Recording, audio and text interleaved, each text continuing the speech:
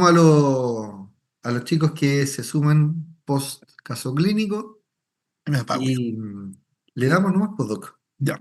No estoy seguro si queda exactamente aquí o no, pero el concepto es que habíamos definido los distintos tipos de shock y en el fondo, ¿qué es lo que vamos a tener?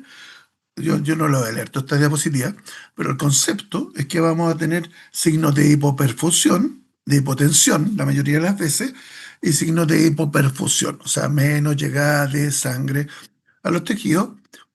Y, por otro lado, los mecanismos compensatorios, que dijimos que los mecanismos compensatorios van por fenómenos de vasoconstricción, etcétera. Entonces, obviamente, en general, ¿cuál es la clínica del shock? En general, por el lado de la presión, vamos a tener hipotensión. En el fondo que hay una caída del volumen expulsivo. No todos, volvemos, pero algunos van a ser por caída del volumen expulsivo, hecho cardiogénico y hecho hipovolémico, mientras que lo otro va a haber hipotensión porque hay una distribución anómala que significa una vasodilatación de los territorios periféricos. Entonces, siempre en general tiende a haber hipotensión, pero la causa es distinta. Entonces, piel fría y húmeda, ¿con qué tiene que ver? Con los fenómenos vasoconstrictivos. Entonces vamos a tener fundamentalmente piel fría y húmeda en todos los casos, pero fundamentalmente el choque cardiogénico y el choque hipovolémico, porque son de bajo gasto. La oliguria, los tres. En el fondo de los tres va a haber menos perfusión y por otro lado, por mecanismos compensatorios, como hay simpáticos muy elevados, va a haber vasoconstricción. Y por tanto, va a haber vasoconstricción hacia los territorios de la renal y territorios esplácnicos. Obviamente la situación mental va a depender de la función cerebral y de la causa mismo. Por ejemplo, en el shock cardiogénico es raro que se comprometa la función cerebral, salvo que está muy, muy avanzado. ¿Ya? Pero en shock, por ejemplo, séptico, vamos a tener solamente, no solamente el problema de la vasodilatación, no solamente el problema de en el fondo, de los factores hemodinámicos sobre el flujo cerebral, sino que también vamos a tener las toxinas propias de un cuadro séptico. La acidosis metabólica va a ser relativamente tipo láctica, fundamentalmente, va a ser en el fondo relativamente frecuente en la medida que hay hipoperfusión. Porque acuérdense que shock inicialmente hay una situación de hipoperfusión, por lo cual va a haber mecanismo de anaerobiosis y va a tender a producirse producción de lactato, lo cual produce acidosis metabólica.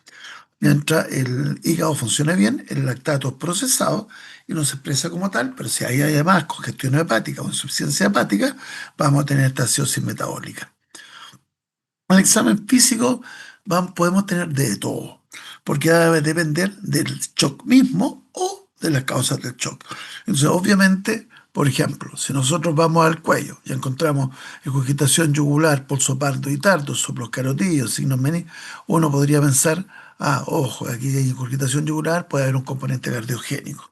Si tenemos pulso pardo y tardo, podría ser techo cardiogénico en un contexto de estenosis aórtica, etcétera, etcétera, etcétera.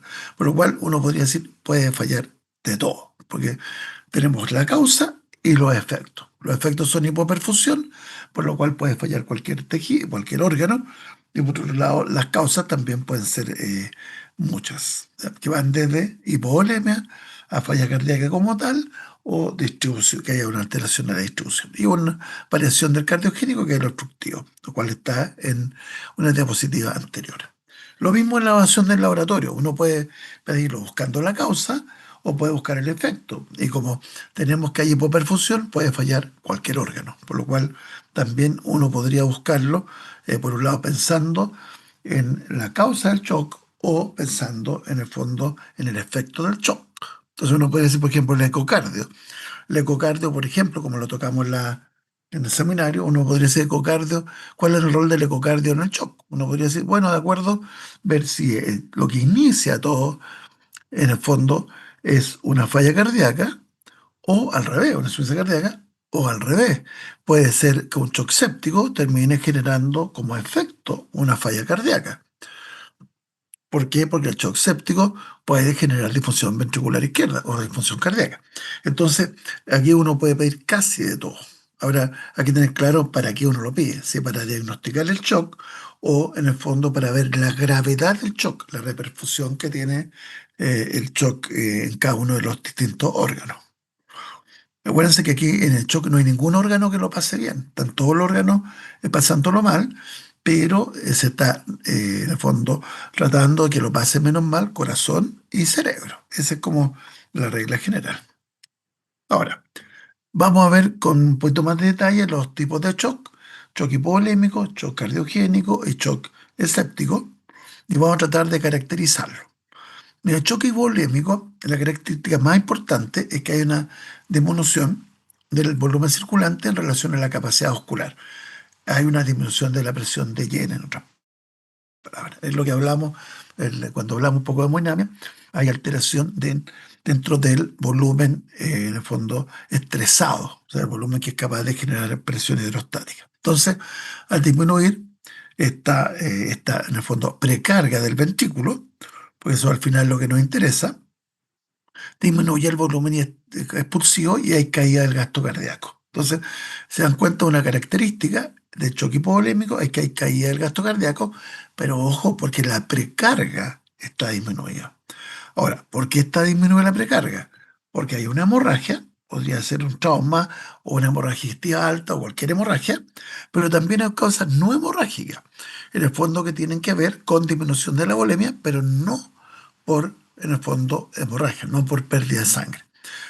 Una situación podría ser por la pérdida externa de fluido, como sería el caso de una deshidratación o como el caso, por ejemplo, una diarrea profusa, que el paciente, si bien no cambia su volumen sanguíneo, por tanto no hay en el fondo pérdida de sangre, no es hemorragia, sí pierde grandes volúmenes sanguíneos, porque está perdiendo el componente acuoso de la sangre y no el componente sanguíneo como tal, no el componente de glóbulos rojos. Entonces, la otra son restricción de fluido intersticial. Hace un rato hablamos de ascitis. Definimos ascitis como la acumulación de líquido dentro de la cavidad peritoneal. También puede haber una situación en la cual hay una redistribución masiva de líquido hacia el intersticio. En este caso podría ser la cavidad peritoneal. Y ahí tendríamos un tercer espacio. Entonces, tenemos disminución en el fondo del llene de la aurícula derecha, llene del retorno venoso, disminución de la precarga, que se traduce en disminución del gasto cardíaco. Ese es como central el concepto. Entonces, se produce por disminución del volumen circulante, sobre todo de la precarga, disminuye el volumen expulsivo, cae el gasto cardíaco, cae la presión y cae la perfusión tisular. Y ya lo dijimos, pérdida fluida intravascular, como sea sanguíneo o no sanguíneo, o sea, me fue glóbulo rojo o plasma, o líquido en el fondo, o distribución entre los compartimentos intracelular y extracelular. De tal manera que, en el fondo, el extracelular y fundamentalmente el intravascular se ven muy disminuidos. Entonces, como hablamos hace un rato de hemodinamia, vamos a ver los parámetros que nosotros vimos. Dijimos que teníamos, nosotros les voy a recordar un poco, hablamos del SWAN, pero extendiendo las mediciones que uno podía obtener, para recordarles de la clase anterior. Entonces, nosotros, ¿qué es lo que podemos medir? Podemos medir la presión venosa central. Y la presión venosa central, en el fondo, es la presión en la cava, y en el fondo nosotros pensamos que se parece a la presión de telediastólica, o sea, presión de Jenner de la aurícula derecha. Entonces nos habla de la precarga del ventrículo derecho. Por otro lado, tenemos la presión de arteria pulmonar, específicamente la presión capilar pulmonar, que nos varía de la precarga del ventrículo izquierdo. Tenemos disminución del gasto cardíaco, que teóricamente lo medíamos, y teníamos un aumento de la resistencia, que tenemos Boscarri. Ahora, ¿qué es lo que ocurre? Volvemos. Cae el gasto cardíaco. ¿Por qué cae el gasto cardíaco? Porque hay poca precarga. Entonces nosotros vamos a ver signos de disminución de la precarga, que son disminución de la PS y también disminución al ventrículo izquierdo, la presión de capilar pulmonar.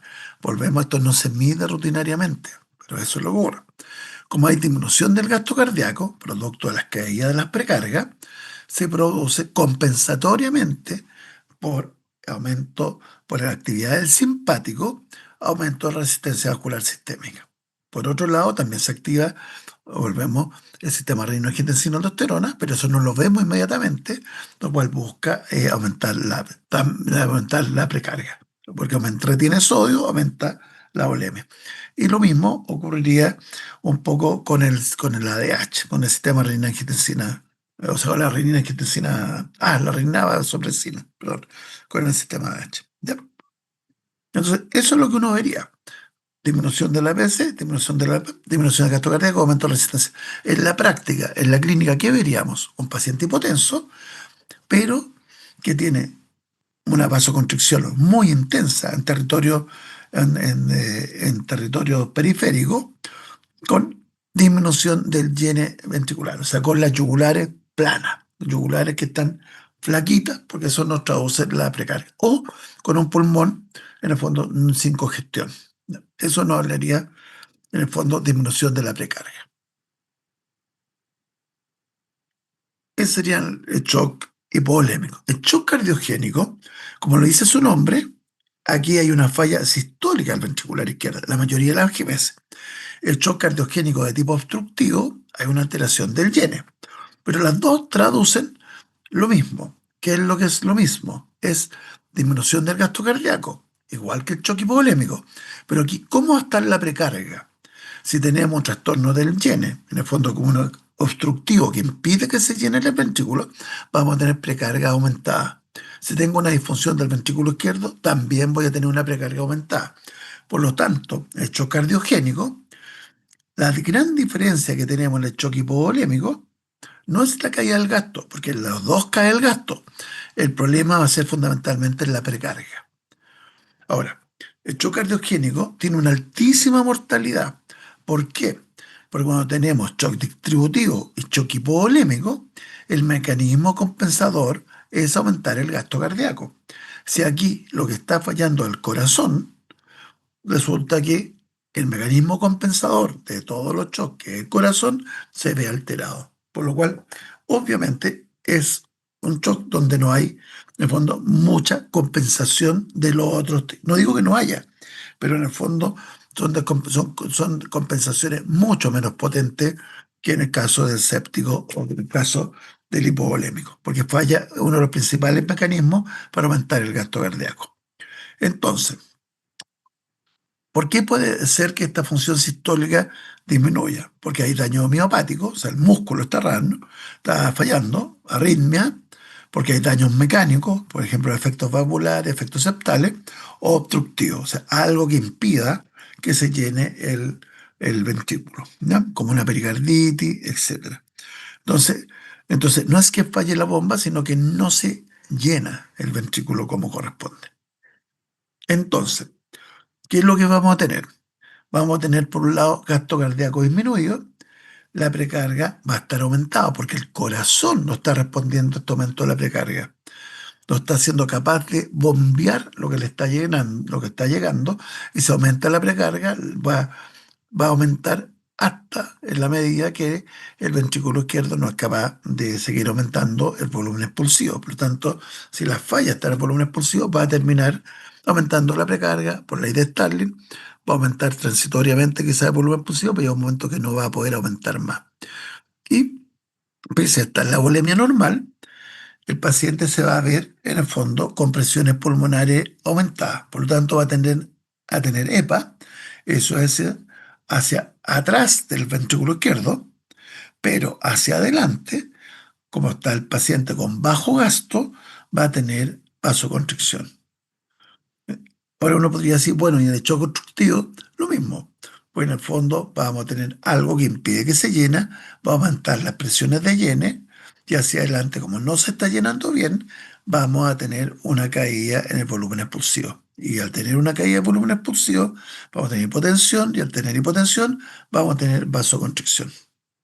Refleja para poder compensar por extensión simpática para tratar de aumentar la presión. Entonces, ¿qué vamos a tener acá? Gasto cardíaco disminuido, igual que en el choque volémico. Pero hoy aquí viene la gran diferencia. Aumento de la presión capilar, o sea, la presión de precarga del ventrículo izquierdo, aumento de la presión venosa central, que en el fondo es aumento de la presión de llene del ventrículo derecho. Y vamos a tener, en este caso, igual que en el choque hipovolémico, aumento de la resistencia vascular sistémica, porque está activado el simpático, y aquí hay una respuesta simpática compensatoria. Entonces, volvemos a lo mismo, choque cardiogénico, gasto cardíaco disminuido, choque hipovolémico, gasto cardíaco disminuido, shock hipovolémico, resistencia aumentada. ¿Por qué? Porque está activado el simpático para tratar de aumentar la presión. En el shock, perdón, el shock cardiogénico, también la resistencia aumentada, pero la gran diferencia va a ser en la precarga. Shock cardiogénico, la precarga aumentada, shock hipovolémico, la precarga disminuida. Porque por definición, el shock hipovolémico es por disminución de la precarga, disminución de la volemia. Y por último, el shock distributivo es el que a veces cuesta un poco más de entender. Lo que ocurre es por distintas alteraciones hay una disminución de la respuesta vascular sistémica. O sea, una situación de, en el fondo, de vasodilatación, caída de la resistencia vascular sistémica. Se dan cuenta por ese hecho, se diferencia el hipovolémico y el cardiogénico. En los dos hay aumento de la resistencia, hay vasoconstricción. Aquí lo que genera el shock distributivo es la caída de la resistencia ocular sistémica. O sea, en otras palabras, el shock, una infección, una toxina, una anafilaxia, etcétera, generan alteración de la resistencia ocular sistémica. Ojo, esa caída significa caída de la poscarga. Por lo tanto, aumenta el gasto cardíaco.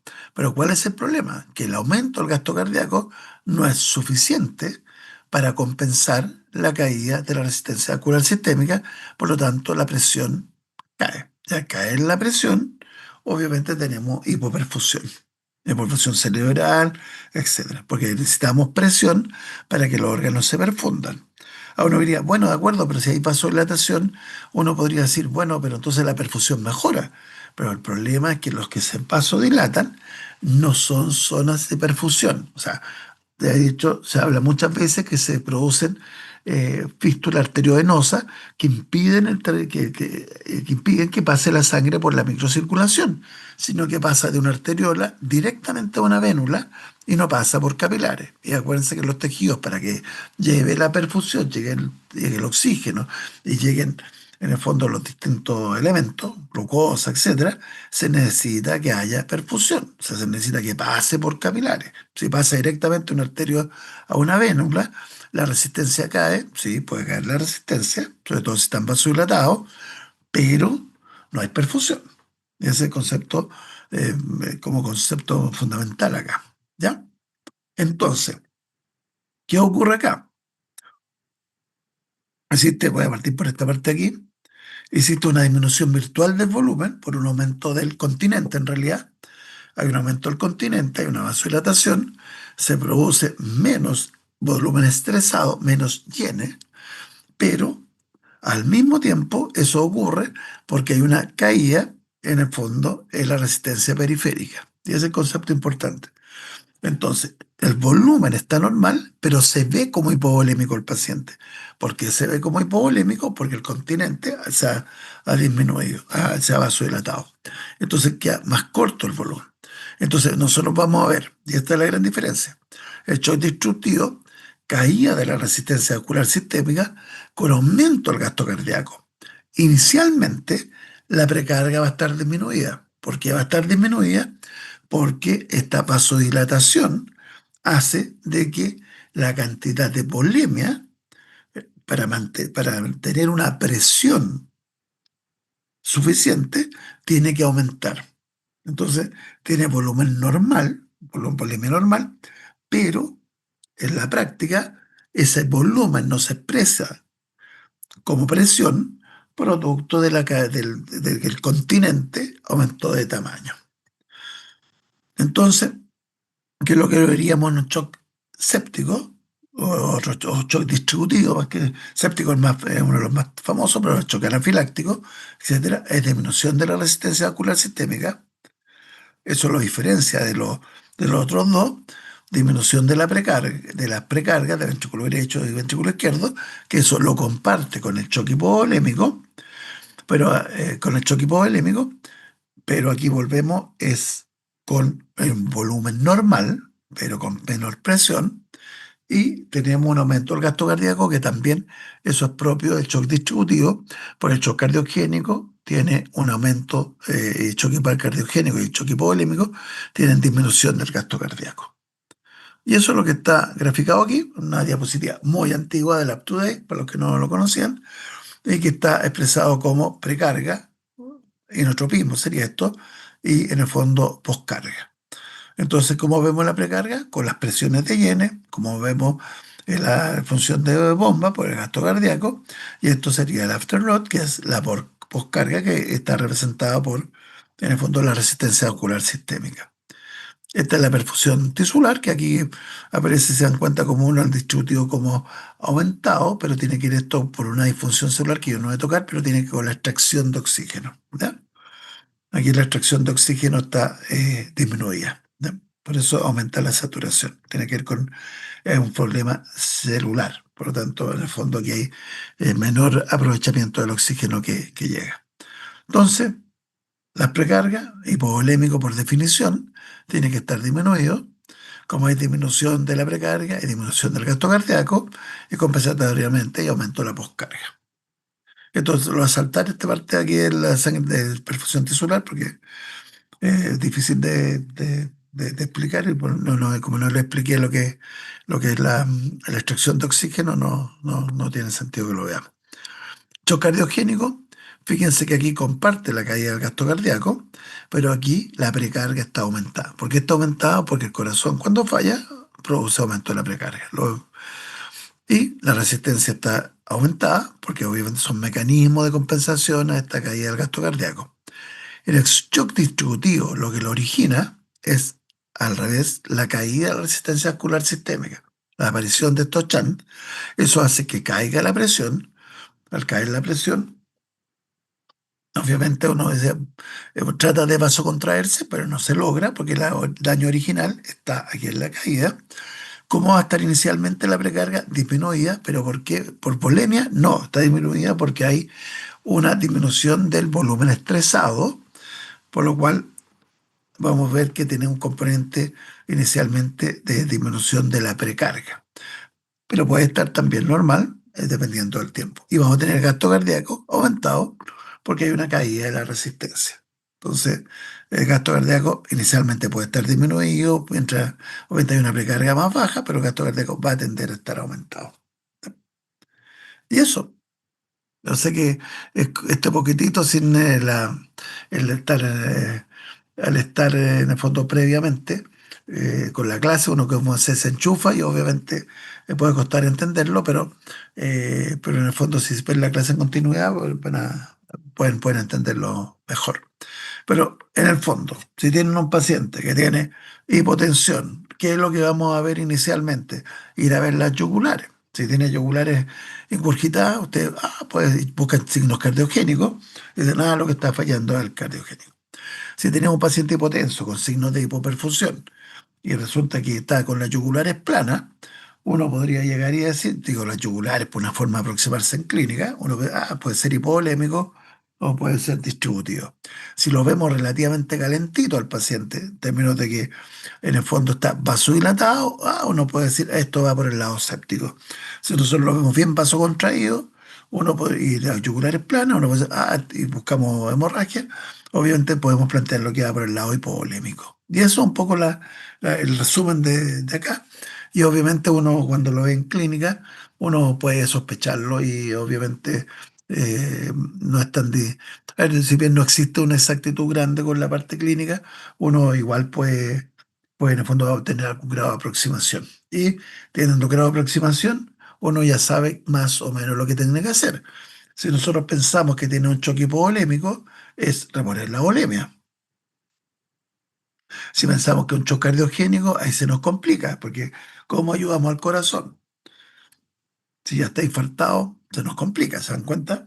Si tenemos shock distributivo, uno dice, bueno, tenemos que tratar de cerrar las cañerías para que no se produzca esta caída de la resistencia y las perfusiones se echen a perder. Entonces uno da fundamentalmente, inicialmente volumen, para mejorar el volumen estresado, para lograr en el fondo aumentar la precarga y después vasoconstrictores. para tratar de aumentar la resistencia, aumentar la presión y con eso le llega digamos, más sangre al resto de los tejidos. Y eso, no sé si... ¿Aló? Acá ¿Dejé, estamos, Doc. lo dejé muy mareado? Parece que sí, porque están anonadados. Yo creo que pueden estar un poco, Que la lata era que si uno hace la clase continua, uno se entiende mejor que separando las clases. claro, pero continua es más, Habría sido a terminar más tarde, sí, claro, tiene el tema este de los horarios. de que se hace pesado, Sí. de que se hace pesado. Ya, pero tienen los apuntes, a pesar de que es un tema que es complejo, ¿cierto? Se puede entender y bueno, pues si no nos pueden hacer Preguntar, siempre. consulta o nos pueden pedir material de referencia también, Sí, pues yo lo hago bien punto de vista hemodinámico, porque ustedes van a ver que hay unas formas de verlo menos hemodinámico, pero en la clínica yo creo que lo que necesitan es entender la parte más bien hemodinámica, más que la parte, digamos, más molecular. ¿cierto? Cierto, Eso, cierto. están todos callados. Ya. Oye, ¿hay alguna duda para el doc o estamos bien? No, no, Sí, no, profe. eh, Ninguna duda. Habitualmente les va bien en esto porque les pregunto bien la parte hemodinámica, entonces no les va mal con los choques en general. Claro. Hay tantas formas de ver el shock como docentes haciendo Sí, clase pues, de shock finalmente, pues. sí, Entonces, eso, yo estaría listo por mi parte. como el doc le gusta la UCI Sí, para mí, esto claro. y los números de los monitores. Sí, pero no les puse nada de datos, o sea que no, ya, que no me Ya. peguen. Oye, y ahora voy a empezar yo con Yo me arritmias. apago y lo escucho atentamente. Eso. Yo estoy a un segundito, déjenme. Sí. el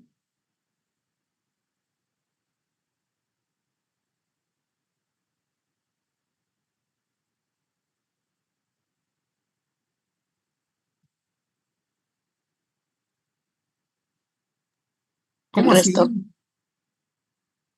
No entiendo.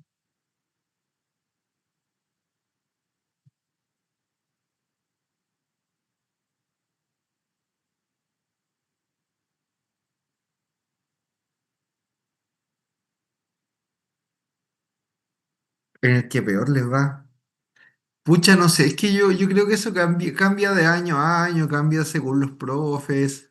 Pero es que pero no entendí bien en qué les Pero peor cuál es, les como va. dice, porque usted dice que en general en la clase de shock les va bien, en las Sí, pues preguntas les de prueba. pregunto las cosas renales, o sea, más fáciles, sí, pues, ¿sí? Mm. O sea, nunca le he preguntado de shock, nunca le he preguntado de variable hemodinámica, entonces, o sea, me refiero, nunca le he preguntado una cifra, ni cómo se Voy a calcula, buscar un ni una cole, cosa. al tiro. ¿A eso a Creo, qué te refieres? No entiendo, me cuesta entenderte a qué te refieres. creo que iba a cuál es el tema más cototo o más complejo de entender para nosotros generalmente, así lo que nos va peor. No, no tengo una estadística, tú decís en parte de insuficiencia cardíaca, o sea, tú decís en la hemodinámica, o sea, en esta parte específica. Sí, en esta parte de cardio, ¿cuál es No, la yo más? creo que no, yo creo que es más o menos parejo. Yo creo que lo más difícil de entender es arritmia. Ahora, no, porque les cuesta la electricidad, les cuesta esas cuestiones. Ahora, yo creo que arritmia es lo que más les cuesta. No sé cómo les van las notas, pero en la parte de choque habitualmente no les va mal. Ahora, yo creo que, Me hacía la impresión, pero sí, sí, sí, sí, sí. Yo creo que son cosas tan personales esto las afinidades que uno tiene, ¿cierto? Por determinados temas. Entonces, claro, pues, la arritmia, por ejemplo, es como un tema que es es un tema. nuevo, ¿Ah? es nuevo para ellos. Claro, y como que la gente se asusta, ¿cierto? Y, y es como, no sé, es como muy abstracto, quizás eso hace que los rendimientos de las preguntas de arritmia a veces no sean tan buenos. Ahora, uno también, ¿cachai? Dentro de la clase que sea, puedes hacer preguntas así como súper generales O difícil. eh, Claro. y puedes hacer preguntas como mega específicas también, pues. Entonces es como que depende de, no sé, me cuesta responder eso. Sí, pero en shock yo, por ejemplo, nunca le hago preguntas muy difíciles, por tanto tiende a irles bien. Eso es lo que traté de decir, que no caché que iba a generar tanta pregunta, pero Cierto, yo creo que están pensando los chicos así como a qué clase le damos más para no, estudiar o yo les ese tipo de sugiero cosas. que todas, porque la verdad es que todas, pero lo que trato de decirle y lo que traté de expresarle en la clase es que si entienden eso de la precarga, poscarga, etcétera, y le colocan un poquitito de nombre, nadie les va a preguntar esas terribles tablas que les mostré, cómo se calculan los gastos cardíacos, se calcula la resistencia, que es lo que, en el fondo, eso que alguien podría asustarse, ¿no? O no, tampoco le va a preguntar, en el fondo, la presión de enclavamiento que traduce, ¿te fijas? Pero sí, en el fondo, de lo que se trata. O sea, ahora, por eso yo creo que les va en general bien, porque son preguntas más bien generales que específicas, nada más. Pero no es que sea tampoco tan fácil, ¿no? O sea, si no lo estudian, le puede ir mal igual. Y les puedo Eso. colocar un shock mixto y si no entienden, me van a matar. Entonces, ahora es distinto porque ustedes como médicos, que yo obviamente conozco un poco cómo funcionan, les ponen como moléculas y ustedes se vuelven locos. Entonces, en el fondo, en ese sentido, no hay ninguna cosa eléctrica, no hay ninguna cosa, en el fondo, como muy molecular. Entonces, para mí es algo que en general les va bien, pero volvemos, no es una regla general, pues, o ninguna cosa. Eso. Claro, ahora eso mismo que el doc dice que no pregunta cosas tan pequeñas, cuando uno pregunta también, cuando uno les hace preguntas desde la fisiología, También si a no veces les sabes va bien mal, pues. fisiología, te vaya a la B, po. Claro. Ya, es fuerte. Eso es. Compleja la pregunta de nuestra delegada, pero eso. Ahora, Ya, claramente, vamos por ejemplo, con el nuestro. ahora, claro, cortito y ahí, pero claramente, por ejemplo, el nefro les va mal, po. Claramente, el respiratorio habitualmente tampoco les va muy bien. Mm, Nadie entiende por qué, porque son cosas que teóricamente no deberían tener una buena formación en fisiología y obviamente ahí se hace más fácil, pero ahora, ¿por qué? he No, ahí. ahí el problema. He ahí la duda. Ya. Oye, yo compartí y algo hice y ahí estoy. No, sí, Ahora estáis bien, te ves bonito, pero estás con la cámara activada. estoy con la cámara activa. Ahí la desactivo. Ahora, no sé, yo no pensé nunca que ese comentario iba a ser tan, tan tomado, pero bueno, me Para que vea callo, usted. para que vea. Ya. ¿Se ve bien? ¿Está bien modo presentación, Doc? Sí, damos otra presentación, se ve bonito. Sí, ya. Bien. Ok. Vamos a hablar entonces, o vamos a empezar a hablar en esta jornada, chicos, de lo que son las arritmias, ¿ya? Entonces, usualmente a mí me gusta hacer una aclaración al respecto. Ustedes van a estudiar 7 años y van a ser médicos. Ya están en el tercer año y están llegando a la mitad de su formación de médicos. Algunos de ustedes van a estudiar 3 años más y van a ser internistas, ¿cierto?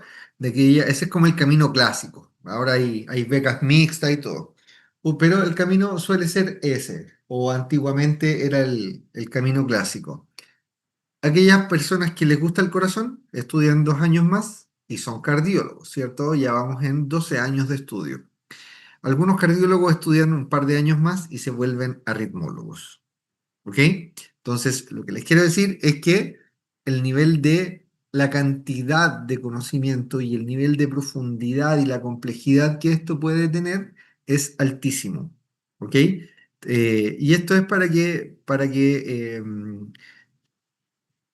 sepan, para que me entiendan que el objetivo de mi clase no es hacer de ustedes arritmólogos, ¿ok? Sino que vamos a ver cosas generales respecto de la fisiopatología de las arritmias, ¿ya? Es para que entiendan desde los mecanismos de producción cómo es que ellas se pueden producir, ¿está? Vamos entonces. Ay, no puedo avanzar acá. Qué bonito, qué bonito, qué bonito. No sé qué he hecho. pero no puedo avanzar, Doc. A ver, espérese. Voy a dejar de compartir. Es que puedes tener más de una abierta, más de Sí, una yo creo que va por ahí la presentación. cosa. Ese es el típico error. Ahí estáis viendo no presentación. Ahora estás viendo, ahí Ahí sí, sí la puedo funciona manejar. perfecto. Ya tenéis dos Ya, abiertas. ahí está, ahí está. Gracias, Doc. Ya, entonces, para que empecemos, ¿cierto? Vamos a definir algunas cosas. En primer lugar, ¿qué es una arritmia? Ahí está. Una arritmia se define como una variación en la frecuencia o en el ritmo cardíaco normal, ¿ya? Y a veces le ponen que no puede ser fisiológicamente explicada. Y ahí empezamos con los problemas de definiciones entre grupos, qué sé yo. ¿Ok? Entonces alguien puede decir que, qué sé yo, pues si me pongo a jugar a la pelota y me sube la frecuencia cardíaca, ¿estoy arrítmico? Estoy arrítmico, ¿cierto? Porque tengo una variación en la frecuencia cardíaca. Ahora, esa variación en la frecuencia cardíaca puede ser fisiológicamente explicada, por supuesto, porque estoy en contexto de actividad física, ¿cachai? Por lo tanto, ¿es preocupante? La verdad es que no, ¿ya? Si no tengo la explicación fisiológica para mi cambio en la frecuencia o en el ritmo, sí estoy en presencia entonces de una arritmia tipo patológica. ¿Ok? Y ¿cuáles son las consecuencias? ¿Por qué no nos gustan las arritmias? Por una serie de motivos, ¿cierto? Una es que nos puede llevar a una disminución del gasto cardíaco. Y aquí, ojo, pues siempre ustedes piensan que, o no sé si ustedes, pero es como que siempre los chicos piensan que las bradiarritmias, ¿cierto? Aquellas arritmias que cursan con frecuencias cardíacas bajas se traducen en un gasto cardíaco disminuido. Sin embargo, recuerden que el corazón se llena durante el diástole, por lo tanto, si la frecuencia cardíaca aumenta mucho, eventualmente podríamos entorpecer el llenado, ¿cierto? Podríamos disminuir la precarga y como habíamos visto anteriormente, si la precarga disminuye, va a disminuir también el volumen expulsivo y eso también nos podría conducir a una disminución del gasto cardíaco. ¿Ok? Podemos tener un aumento en las demandas metabólicas del corazón, ¿ok? Eso se puede traducir en cuadros de isquemia. Podríamos tener incluso cuadros de infartos, ¿cierto? Un infarto miocárdico tipo 2, de los que nos hablaba Doc Rossi el otro día, ¿cierto? En un paciente añoso, por ejemplo, que haga una taquicardia supraventricular sostenida, ¿sí? Puede generar isquemia y luego eventualmente puede generar también necrosis porque expone al corazón de ese sujeto a, eh, a demandas metabólicas mayores, ¿ok? Pero ojo que también, ojo con esto también, la arritmia puede por sí sola inducir remodelamiento, ¿ok? Puede inducir remodelamiento miocárdico por sí sola. Otra posibilidad es que baje la función de bomba, ¿cierto? Con aparición o agravamiento eventualmente de síntomas de insuficiencia cardíaca y en algunos casos más extremos se va a producir o se podría producir también colapso circulatorio, ¿ya? Esa es la condición más grave porque si hay colapso circulatorio, si la presión sistólica baja a cero, no tengo cómo irrigar nada, ¿cierto? Entonces ahí lo que decía el doc, lo que más cuidamos en contexto de inestabilidad hemodinámica es el encéfalo y es el corazón. Si entro en colapso circulatorio, no puedo llevarle sangre a ninguna parte y si no me sacan entonces del colapso, me muero en un par de minutos. Para empezar a entender un poquitito todo esto, es bueno recordar cómo es que los cardiomiocitos mantienen sus potenciales de membrana. ¿Ok? Y aquí nos encontramos con varios transportadores. Aquí nos encontramos, por ejemplo, o con algunos iones y transportadores. ¿Ya? Aquí nos encontramos, déjenme cambiar el láser. Aquí nos encontramos con el calcio, sabemos que el calcio ingresa, ¿cierto?, por algunos canales específicos de la membrana. Aquí lo vemos para el lado izquierdo y para el lado derecho. Y vemos, por ejemplo, que el calcio lo podemos manejar con ayuda de una ATPasa de calcio, es decir, una bomba de calcio. ¿Ya? Ahora, ojo, recuerden que si es una bomba, recuerden que si es una bomba, demanda ATP, ¿ya? Otra posibilidad para manejar el calcio, en el número 2, tiene que ver con el famoso intercambiador sodio-calcio, ¿ok? El intercambiador sodio-calcio. Intercambiador sodio-calcio que usualmente lo que hace es permitir el ingreso de 3 sodios, ¿sí? A la célula y saca un calcio, ¿ya? Pero aquí la flecha aparece para los dos lados, ¿por qué? Porque este sujeto es un mercenario, ¿ya? Él funciona o trabaja al mejor postor en el fondo, entonces a veces puede dejar entrar o salir sodio y puede dejar entrar o salir calcio, ¿está? En condiciones normales no es muy utilizado, chicos, por las células, ¿ok? Porque en condiciones normales una célula que produce ATP en buenas cantidades puede manejar bien el calcio acá, con la bomba de calcio de la membrana o con la bomba de calcio del retículo también, ¿ok? Y aparece también asociado al manejo de sodio y del potasio, ¿verdad? En el número 3 la bomba de sodio-potasio. Y lo que hace esta bomba de sodio-potasio es mover 3 sodios hacia el medio extracelular, ¿cierto? Saca 3 sodios y mete 2 potasios. ¿Ya? Es importante que se acuerden que es 3 por 2, ¿sí? Porque eso significa que esta es una bomba electrogénica, ¿ya? Ella contribuye a generar una diferencia en la distribución de cargas eléctricas en la membrana. Y en ese sentido, debemos recordar también que en el lado externo de la membrana hay un predominio de cargas positivas, ¿cierto? Y están dadas por la gran presencia de sodio y de calcio también, en menor cantidad que el sodio, pero también lo está, ¿cierto? Y en el caso de la cara interna de la membrana, tiene que ver esto con la fuga de potasio, porque el potasio tiene carga positiva.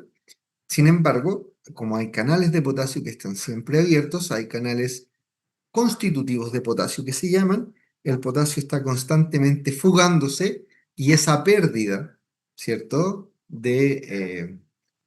Esa pérdida de cargas positivas, ¿cierto? Explicado así, podríamos nosotros interpretarlo eléctricamente como negatividad, ¿ya? Y por eso es que uno usualmente ve que en el lado interno de la membrana, ¿cierto? Los autores de libros ponen menos, menos, menos, menos, menos, menos, ¿ya? Y que tiene que ver entonces finalmente con que este potasio se nos está fugando constantemente.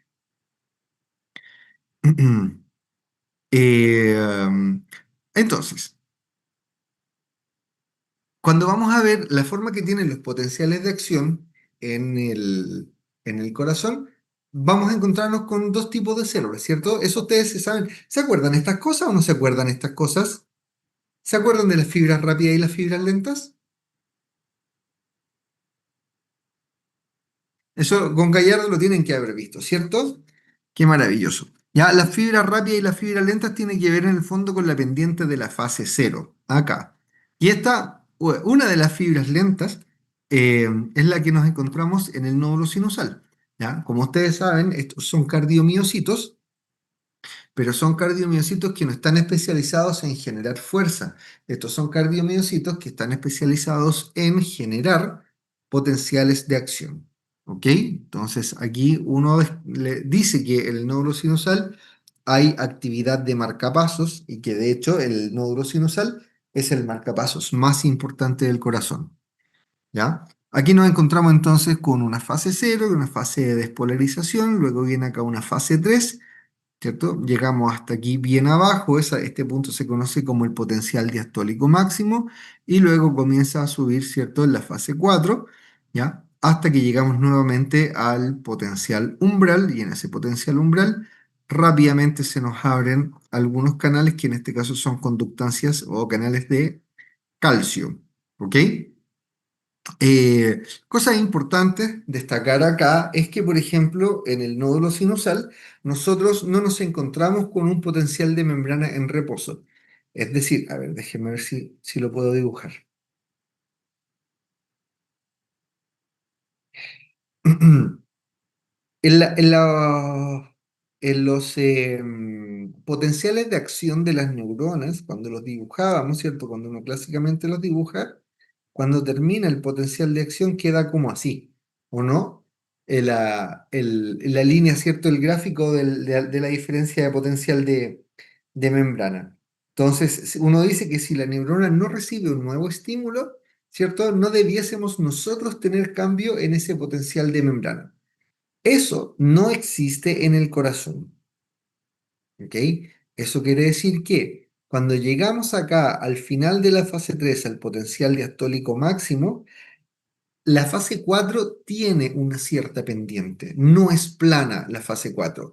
Y es esa pendiente de fase 4 quien finalmente determina la característica de automaticidad que tiene el nódulo sinusal. ¿Ya? La fase 0 es responsabilidad de corrientes de calcio, hay canales de calcio que se nos van a abrir cuando llegamos al potencial umbral. El G es la conductancia, tiene que ver con dejar pasar al ion. Por lo tanto, si ustedes se fijan acá, la conductancia al calcio aumenta rápidamente y rápidamente también disminuye. Y luego en fase 3 se produce un aumento en la conductancia al potasio, ¿cierto? Aumenta la conductancia al potasio y luego comienza a disminuir.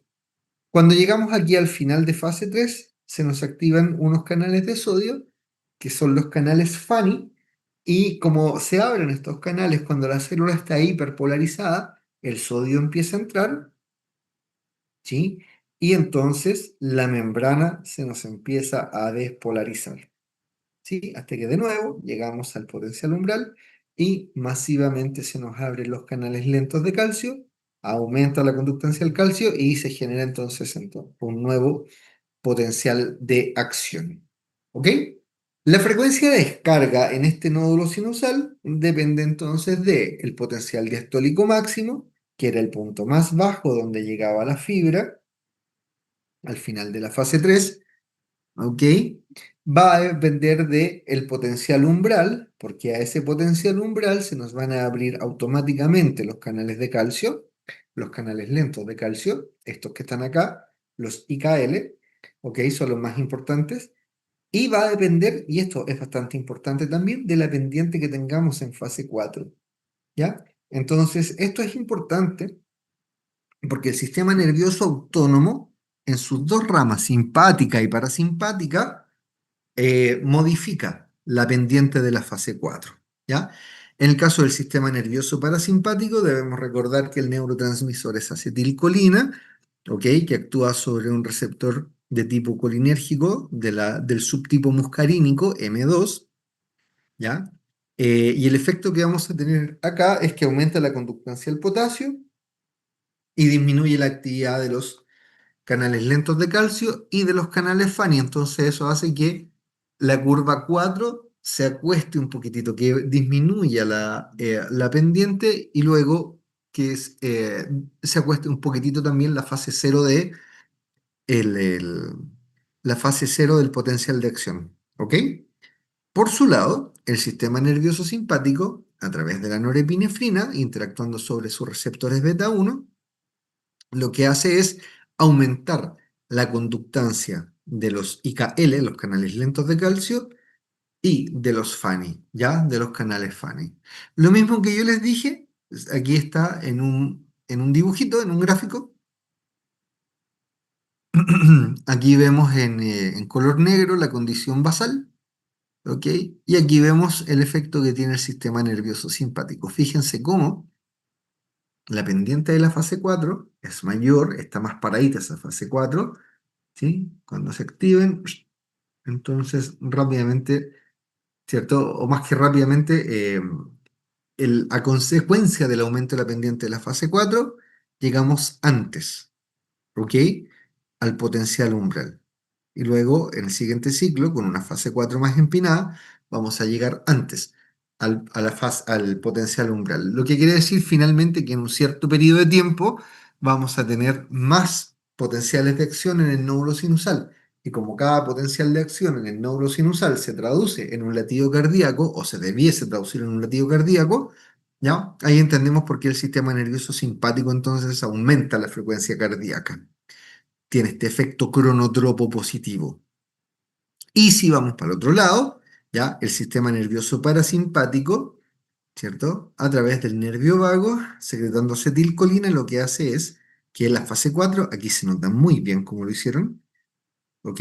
La fase 4 tiende a acostarse, ¿ya? disminuye la pendiente. Como disminuye la pendiente, se demora más tiempo en llegar al potencial umbral, fase cero, fase 3 y miren esto, qué interesante, ¿cierto? Bajo efecto del sistema nervioso parasimpático, también aumenta el potencial diastólico máximo, ¿ok?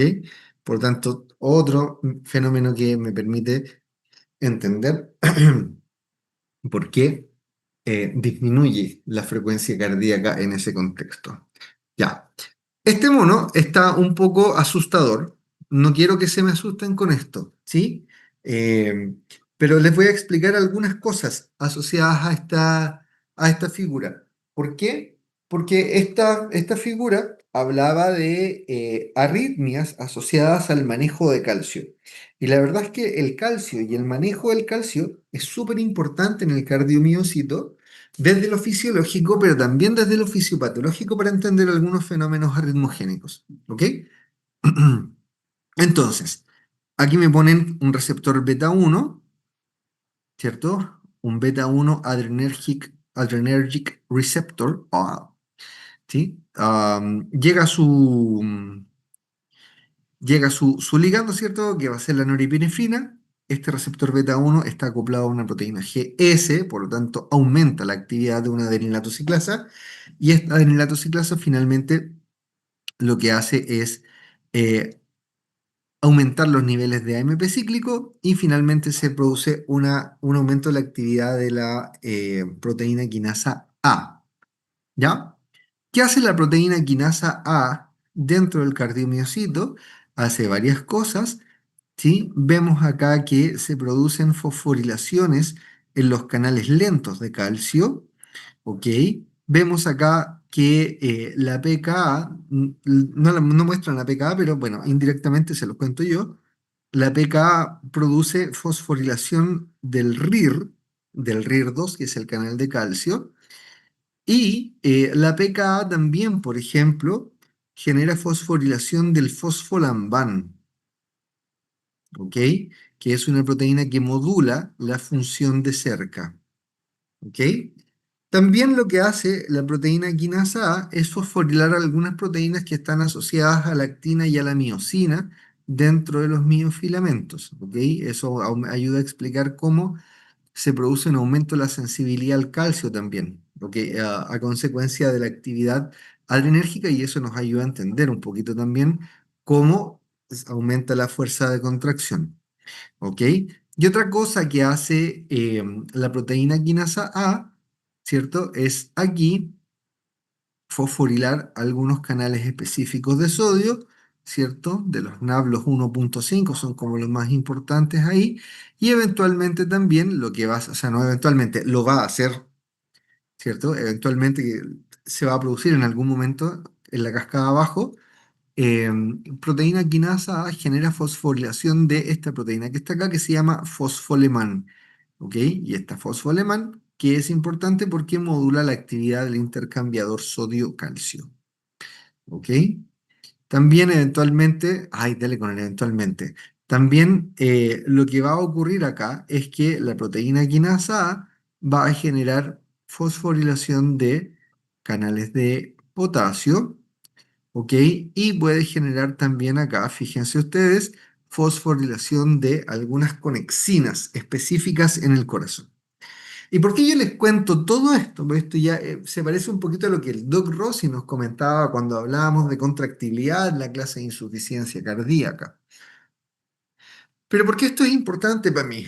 Porque el calcio está muy asociado a fenómenos arritmogénicos, ¿ok? Y vemos nosotros entonces cómo el cambio en la actividad de los canales de calcio se asocia a alteraciones o a distorsiones en la forma del potencial de acción de los cardiomiocitos contráctiles, ¿ya? Lo mismo ocurre, ¿cierto?, por el cambio en la actividad de los canales de sodio. Fíjense acá, cómo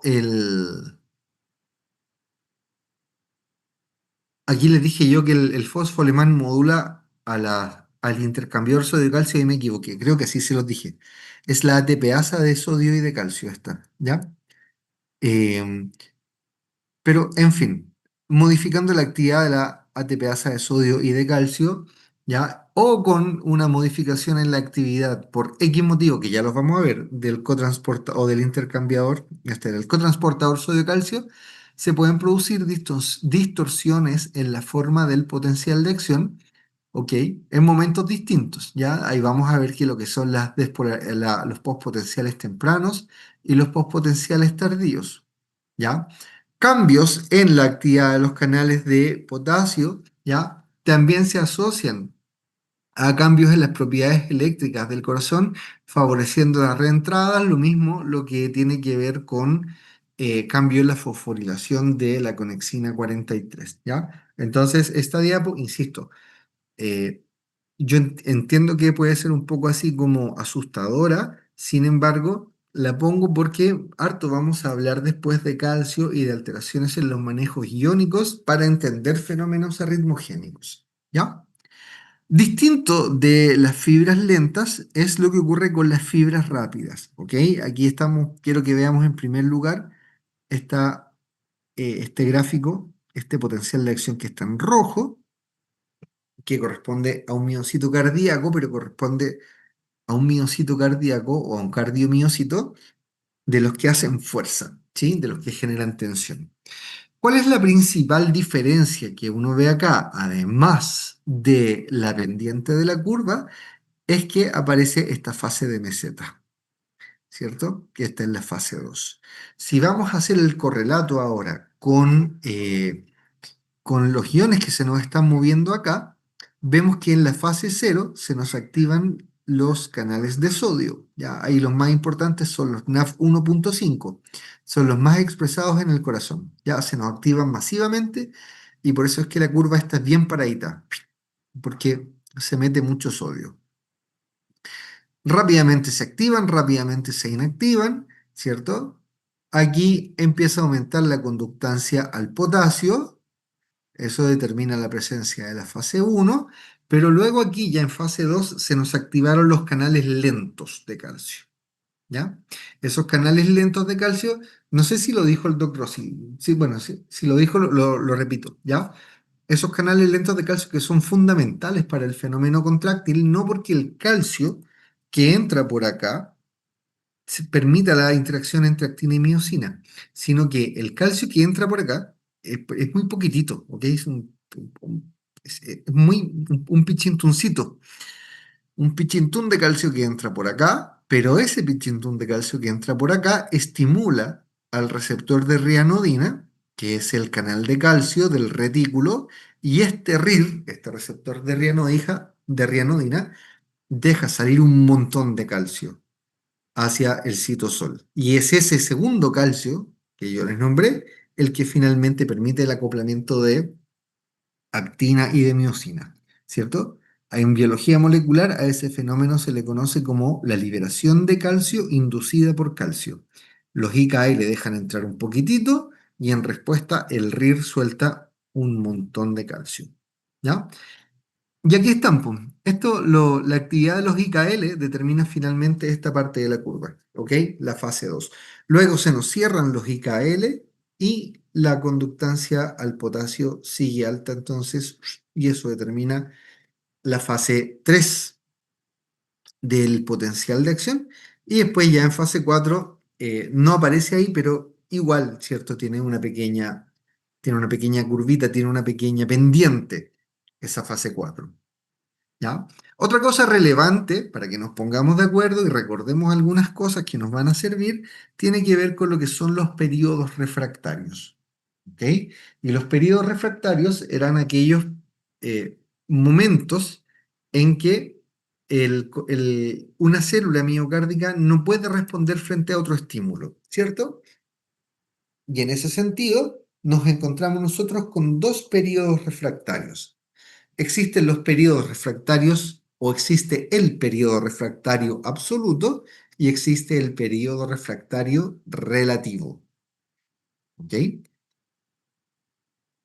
¿Qué es el periodo refractario absoluto? Aquel periodo de tiempo en el cual la fibra miocárdica no puede responder a ningún estímulo, independiente de la magnitud que tenga, ¿cierto?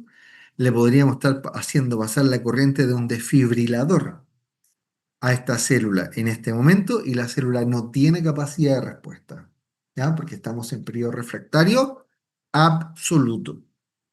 En cambio, en el periodo refractario relativo, ¿cierto? La célula puede eventualmente responder frente a otro estímulo, siempre y cuando se cumplan algunas condiciones, que también ya se las voy a comentar. ¿Ok?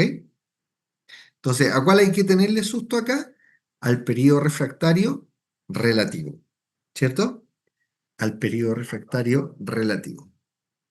Ya, como si esto fuese poco, y aquí de nuevo no quiero que se me asusten, ya, quiero que vean la cantidad de canales que hay en cada una de las subetapas de las fibras de los potenciales de acción de los cardiomiocitos. Miren acá, canales de sodio en la fase cero, ¿cierto? Están los 1,5. Está el intercambiador aquí también, ¿cierto? Sodio-calcio. Hay algunas subpoblaciones de canales de calcio que participan acá. Yo les dejé algunos encerrados con un óvalo, chicos. ¿Ya? Eso es básicamente porque se han descrito mutaciones asociadas a estos canales, ¿cierto? Y estas canalopatías, pues estas mutaciones que generan canales que no funcionan bien, estas canalopatías hoy en día sabemos que son responsables de algunas arritmias que pueden ser bien, bien fomes para las personas. ¿Ok? Las canalopatías, ¿ya? Aquí los canales lentos, ¿cierto? Más importantes en la etapa 2. Y miren acá, por favor. Quiero que veamos la cantidad gigantesca de canales de potasio que hay, ¿ya? Y cómo se van activando en distintos momentos del potencial de acción en los cardiomiocitos. ¿Por qué esto es importante? ¿Por qué quiero que sepan esto? Porque resulta que en distintas regiones del corazón nos vamos a encontrar con distintas poblaciones de canales de potasio. ¿Qué quiere decir eso? Que la duración o la pendiente de ciertas etapas del potencial de acción varía normalmente, y eso ocurre en nosotros que estamos sanitos, varía normalmente en distintas regiones del corazón. Uno. Dos, cuando tenemos una insuficiencia cardíaca y se nos está remodelando el corazón, ¿ok? El remodelamiento también supone cambio en la expresión de canales de potasio, ¿ok? Por lo tanto, el paciente con insuficiencia cardíaca, también su corazón está expuesto a un fenómeno de remodelamiento eléctrico y eso también favorece la aparición de arritmias en el contexto de la insuficiencia. ¿Ya? Y entonces, miren acá, la forma que tienen, ¿cierto? Los potenciales de acción en un sujeto sano a nivel epicárdico. Y mire la forma que tiene el potencial de acción en un cardiomiocito a nivel endocárdico. ¿Ok? Entonces, ¿por qué todo esto por qué les explico todo esto? Porque lo que les estoy queriendo decir es que los periodos refractarios absolutos y los periodos refractarios relativos no son invariables, ¿ok? En un mismo corazón. Hay regiones y hay regiones del corazón donde si miramos como la pared del corazón, ¿cierto? Puede ser que todos los periodos refractarios absolutos estén alineados en el tiempo.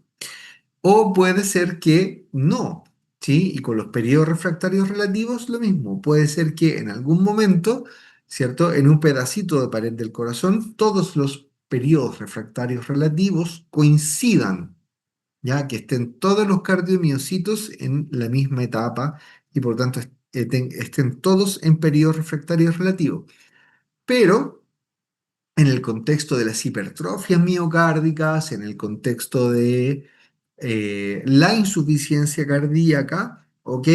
El cambio expresión de canales de potasio puede hacer que se me vayan distorsionando, puede hacer que se me vayan desfasando los periodos refractarios relativos, ¿ya? Y eso, adivinen, puede tener también una cierta injerencia dentro de los fenómenos arrítmicos. Si grafico la actividad eléctrica de las células que hemos comentado, veríamos algo más o menos así, ¿cierto? Aquí nos encontramos con las fibras del nódulo sinusal, con su fase 4, ¿cierto? Que ya habíamos comentado, y este gráfico es básicamente para contar eso, que el cardiomiocito, ¿cierto? Las fibras rápidas tienen una pendiente de fase 4 que es prácticamente inexistente, pero igual la tienen, ¿ah? Aquí la ponen como si no existiera, y la verdad las cosas es que igual la tienen los cardiomiocitos. Cuéntenme, ¿cómo vamos hasta aquí? ¿Se está entendiendo? ¿Estoy hablando bien o no? Sí, profe, yo ¿Sí? Ya, acá. Ahora, una vez que se genera el potencial de acción en el nódulo sinusal, ¿sí? Ese potencial de acción debe diseminarse a través del corazón, ¿cierto? ¿Y cómo lo hace? Lo hace a través de un fenómeno que lo conocen ustedes como la conducción fibra a fibra, ¿ok? Eso quiere decir que el miocardio se comporta como un sincicio, están todas las células unidas entre sí. ¿Cómo se unen las células entre sí? Eh, si vamos a la histología, la zona donde un cardiomiocito se encuentra con otro, ¿cierto? Se conoce esa región como los discos intercalares. Y en esos discos intercalares nos encontramos con un tipo de unión intercelular que se llama gap junction, que es el que tenemos acá. Un gap junction, si es que alguien no se acuerda, es un túnel que conecta el citoplasma de una célula con el citoplasma de la célula vecina. ¿Ok? Y a través de ese túnel se puede mover libremente agua, iones, glucosa, moléculas de señalización celular, etcétera, etcétera. Un gap junction está formado por dos conexones, ¿sí? Entonces, un conexón es un semiporo, como la mitad del gap junction que aporta una célula y la otra célula aporta la otra mitad del gap junction, 50%, 50%, y tienes el túnel conformado, ¿ok? Y cada uno de estos conexones está formado por 1, 2, 3, 4, 5 y 6 proteínas que se llaman cada una de ellas conexinas. ¿Ok? Las conexinas. Entonces vemos acá, ¿cierto? Me dicen, mire, fíjese que en el corazón las conexinas que principalmente se expresan son la conexina 40, la 43 y la 45. ¿Por qué quiero saber esto? ¿Ya? Porque, de nuevo, fíjense, en el contexto de la insuficiencia cardíaca, en el contexto de la hipertrofia miocárdica, se produce también un cambio en la expresión de conexinas. Y ese cambio en la expresión de conexinas se traduce en que la comunicación entre los cardiomiocitos cambia.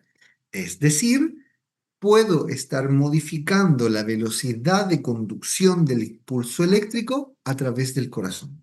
¿Ya? Entonces, porfa, mira, fíjense que le he dado varias veces con algunos asuntos, ¿cierto? Uno es que necesito que las velocidades de conducción sean estables a través del tiempo, ¿ok? Eh, Miren, por ejemplo, estos son como los clásicos, ¿cierto? Este es un clásico dibujo que no le muestran en fisiología, que le muestra la velocidad de conducción a distintos niveles. A nivel del músculo atrial, ¿cierto? El impulso eléctrico se conduce más o menos a 0,5 metros por segundo, 50 centímetros por segundo. En el nódulo atrioventricular, el impulso eléctrico se conduce a una velocidad de 5 centímetros por segundo. Y luego me dicen que a nivel del haz de His, la velocidad aumenta a 2 metros por segundo y en las fibras de Purkinje es de 4 metros por segundo. Entonces, ¿cómo uno explica que en distintas porciones del corazón, que en distintas porciones del sistema excitoconductor, como uno le llama, las velocidades sean tan distintas? Y eso tiene que ver básicamente con el tipo de conexinas y por lo tanto con el tipo de conexones y por lo tanto con el tipo de gap junctions que hay entre los cardiomiocitos en distintos niveles, ¿ya? Por lo tanto, lo que les estoy queriendo decir, una vez más, es que si nosotros modificamos la expresión de conexinas, podríamos potencialmente hablando estar modificando también la velocidad de conducción del impulso eléctrico dentro de ese corazón. Y por si fuera poco, fíjense, habíamos visto nosotros que en la vía de señalización por catecolaminas podríamos nosotros estar, ¿cierto? Fosforilando algunas conexinas. Aquí me ponen a la conexina 43, ¿ok? Y eso podría estar eventualmente también favoreciendo la aparición de las reentradas. ¿Mm? Esto ustedes lo conocen, me imagino, pero por si acaso, ¿cierto? Este es como la clásica derivada 2, ¿cierto? Con el clásico registro electrocardiográfico. Hay variantes, pero este es como el más conocido. Nos encontramos con una onda P que representa la despolarización de los atrios. Ahí ustedes tienen los tiempos. Importante, cosas a medir cuando el día de mañana. No es que el día de mañana ustedes lo midan, porque hoy en día los aparatos te entregan todo. ¿Sí? Igual uno tiene que hacer ciertas mediciones y es como entretenido. ¿Cachai? Tenéis que ubicar no el electrodo, sino que el punto desde dónde hasta dónde, pero hay muchas mediciones que te las entrega ya hecha el electrocardiógrafo, ¿ya? ¿Qué otra cosa nos puede interesar acá desde el punto de vista de las arritmias? Por ejemplo, el segmento PR, ¿cierto? El segmento PR, que es el tiempo de despolarización, ¿cierto? El retraso, el delay que le ponen ahí, ¿cierto? Entre que se me despolariza la masa atrial versus que se me despolariza la masa ventricular, el tiempo de conducción atrioventricular, ¿ya? Que está entre 0,12 a 0,20, ¿ya? El segmento ST hemos hablado harto de él, ahora de él lo que importa es que esté, ¿cierto?, en la misma línea que que la línea de base. El QRS, ustedes ya lo saben mejor que yo, ¿cierto? Representa la despolarización de la masa ventricular y nuestra onda T, que representa la repolarización de la masa ventricular. Algo que no habíamos comentado, me parece, hasta ahora, que tiene que ver con esto, con el segmento, el periodo de tiempo entre que aparece la onda Q hasta que termina la onda T. Y a ese periodo, ¿cierto? O a ese segmento se le conoce justamente como el intervalo o el segmento QT, ¿ya? Que es súper importante, ¿por qué? Porque finalmente lo que tenemos acá es lo siguiente, po. Una despolarización, ¿cierto? De la masa ventricular y una repolarización de la masa ventricular. Es decir, lo que estamos viendo acá, creo que lo tenía en un monito por acá que se veía bonito. No, no, no, no, no, no. No, no, no, no, no. Ya, pero lo que tenemos ahí finalmente es la duración del potencial de acción, ¿ok? En el cardiomiocito ventricular. El segmento QTE me habla entonces de la duración del potencial de acción en el cardiomiocito ventricular. Y eso es importante porque hay algunas arritmias, chicos, que cursan con un QT más corto y otras arritmias que cursan con un QT más prolongado. ¿Ok? Entonces, después de todo este breve repaso, ¿no es cierto? Fisiológico asociado al sistema excitoconductor. Con esto podemos decir entonces, ¿cuándo decimos nosotros que es normal el ritmo y la frecuencia cardíaca? Y aquí depende, para el ritmo se tienen que cumplir dos condiciones, ¿ok? La primera es que haya una adecuada generación de impulso eléctrico. Dicho de otra manera, la única porción del corazón que puede generar estímulos eléctricos, ¿ok?, que se traduzcan en latidos, es el nódulo sinusal, ¿ya? Y por lo tanto, cualquier latido que se produzca a consecuencia de un potencial de acción que se generó en el otro lado, automáticamente corresponde a una arritmia. ¿ya? Porque en condiciones normales ninguna parte del corazón debiese descargar por sí sola si no es el nódulo sinusal. La segunda condición que se debe cumplir es que haya una adecuada conducción del impulso eléctrico. ¿Ok? Es decir, que vaya desde el nódulo sinusal hacia el nódulo atrioventricular, que pase a las de His, ¿cierto? Que pase a sus ramas derechas, ramas izquierdas, que se disemine en la masa ventricular a través de fibras de Purkinje y que muera en la masa ventricular. ¿Ok? No se puede quedar, por así decirlo, dando vueltas el estímulo, el impulso eléctrico. Debe morir, debe terminarse el estímulo eléctrico en la masa ventricular. ¿Ya? En relación a la frecuencia cardíaca, pucha, aquí de nuevo empezamos con los problemas, porque hay algunas personas que les gusta el 60-100 ciclos por minuto, a otras personas les gusta 60-90. ¿Cómo lo han visto ustedes eso?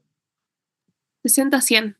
60-100, ya, porque a veces en algunos lados me dicen, ah, pero nosotros nos dijeron 90, ya, bueno, pongámosle 90 entonces, ¿cachai? Y ahí, ¿por qué eso es importante? Porque eso después nos ayuda a clasificar las arritmias en aquellas que son brady, ¿cierto? A las bradiarritmias y las taquiarritmias. Ojo con esa clasificación artificiosa, porque nos podría eventualmente hacer pensar que una frecuencia cardíaca normal está sana y no necesariamente es así. También hay arritmias que son normorítmicas. ¿Ok? Ya. Y esta diapo para mí es fundamental, chicos. Si tenemos esta diapo, yo creo que si se entiende esta diapo, lo que viene para adelante, ¿ya? Tiene obviamente sus complejidades y todo, pero aquí está la base de todo. ¿Por qué? Porque esto, si yo entiendo que esto es lo normal, luego cuando voy a explicar las arritmias desde la fisiopatología me es fácil entenderlas, ¿pues? ¿Cachai? Uno, las arritmias se pueden producir por trastornos del automatismo cardíaco o dos, se pueden producir las arritmias por trastornos en la conducción del impulso. ¿Ok? Trastornos del automatismo, de donde nace, ¿cierto? El impulso eléctrico o trastornos en la conducción de los impulsos. Trastornos del automatismo. Aquí tenemos varias posibilidades. Puedo tener automatismo normal, que esté alterado. Puedo tener un automatismo anormal. Y lo más importante, por eso se los dejé con rojito, ¿cierto? Lo más importante desde un punto de vista de la casuística de la frecuencia de aparición son los potenciales gatillados. ¿Cierto? También, que también se le conoce en el ambiente artístico como la actividad desencadenada. ¿Ok? Si nos vamos al otro gran grupo, al otro gran mecanismo fisiopatológico de la arritmia, nos encontramos con los trastornos en la conducción del impulso. Y aquí también tenemos posibilidades. Podemos tener conducción lenta y bloqueo, ¿ok? O podemos tener también una reentrada. ¿Cuál es aquí, desde un punto de vista de la casuística clínica, la condición más frecuente de ver y por lo tanto la más importante, porque es lo que más van a ver ustedes? Son las arritmias por reentrada. ¿Estamos? Seguimos. Déjenme tomar un poquito de agua.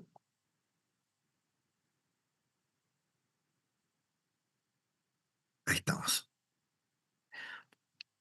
Entonces, automatismo normal alterado. Tenemos varias posibilidades. Si ustedes se fijan aquí, puedo tener aumento o disminución, ¿cierto?, de la actividad de células con potencial marcapaso en el sistema excitoconductor. ¿Ok? Lo que importa acá es que sean regiones, ¿cierto?, que se comportan normalmente como marcapaso, ¿cierto? La hipoxia y la hipocalemia también me pueden llevar a tener un automatismo normal alterado, ¿cierto? Porque ambas condiciones condicionan que haya una menor actividad de la bomba de sodio, potasio, ATPasa, y por lo tanto hay menos corrientes repolarizantes, ¿ok? En esa región para esos cardiomiocitos, ¿ya?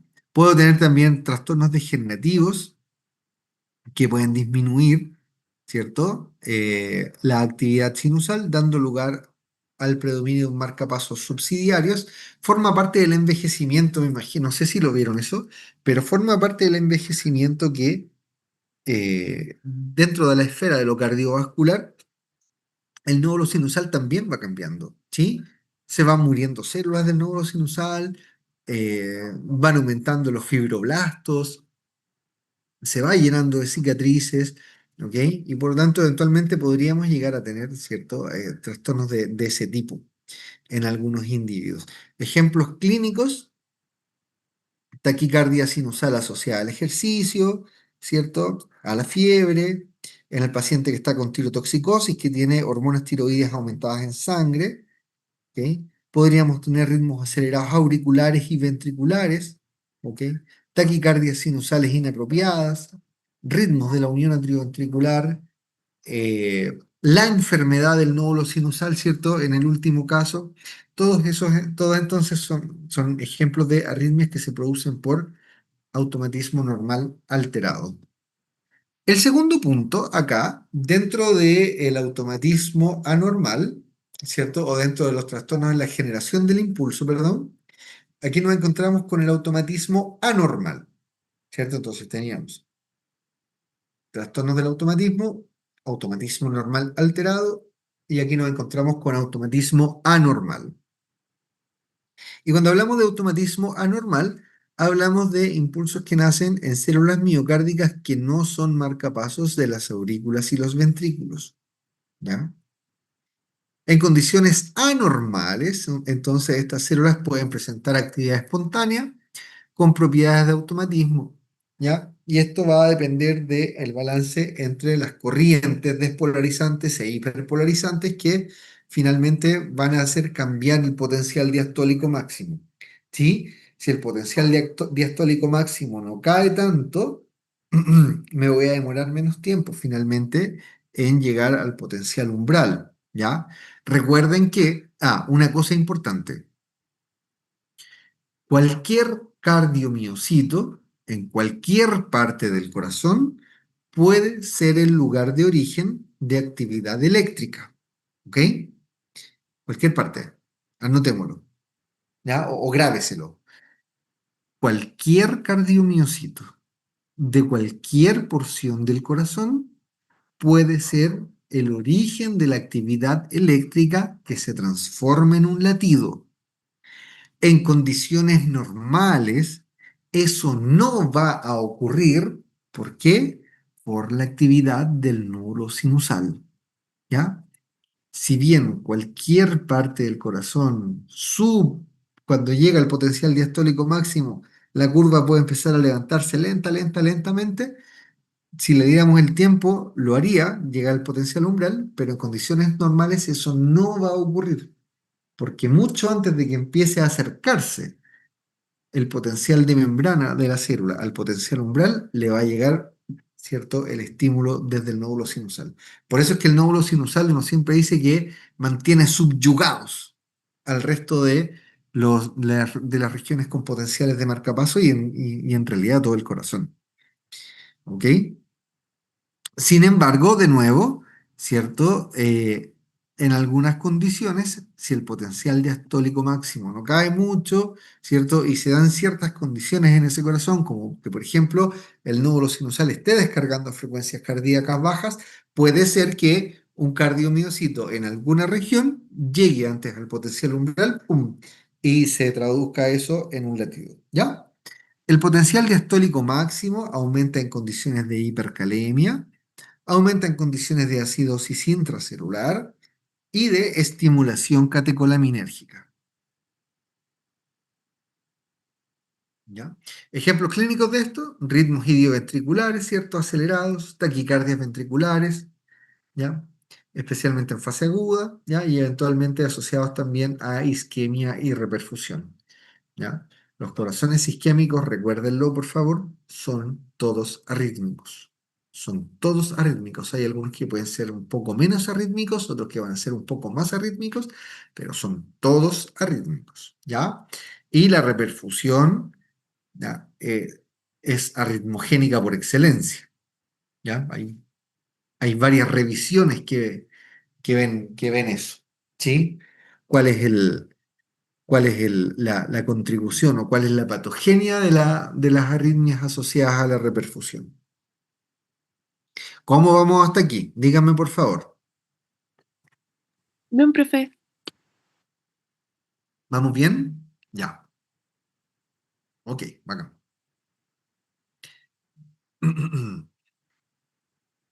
El tercer punto, dentro de los trastornos del automatismo, era la actividad desencadenada, ¿cierto? O la presencia de los postpotenciales. Y esto es lo más importante. Esto es lo que tienen que manejar muy, muy bien ustedes. ¿Ya? ¿Cómo se define actividad desencadenada? Como la iniciación del impulso causado por postpotenciales. ¿Qué son estos postpotenciales? Los postpotenciales son estas alteraciones, estos cambios morfológicos que le decía yo que tiene el potencial de acción. ¿Ok? Son oscilaciones, así como que la curva del potencial de membrana queda bailando. ¿Ok? Se producen durante o inmediatamente después de un potencial de acción desencadenante. Si, el, si la curva esta, si la variación de voltaje llega al potencial umbral, lo que va a ocurrir es que eh, se nos van a activar automáticamente todos los canales, ¿cierto?, dependientes de voltaje y se va a generar un nuevo potencial de acción, ¿ya? Aquí están, miren, estas son las variaciones que les decía yo en el voltaje. Aquí en rojo y aquí en rojo también, ¿ok? Dependiendo del lugar en el que aparezcan, ¿ya? Dependiendo del lugar en el que aparezcan, esto no es en un electrocardiograma de superficie, chiquillos, ¿ah? Porque aquí, si se fijan, estoy viendo una única célula, ¿ok? Pero bueno, dependiendo del momento en que aparezcan, existen dos tipos de postpotenciales. Existen los postpotenciales precoces, que aparecen en fase 2 o en fase 3. Aquí, ¿se fijan? Early, temprano, after depolarizations, los postpotenciales tempranos. En cambio, los postpotenciales tardíos, como son tardíos, aparecen al final del potencial de acción y son variaciones, son oscilaciones que se producen en la etapa 4 o en la fase 4 del potencial de acción. ¿Ya?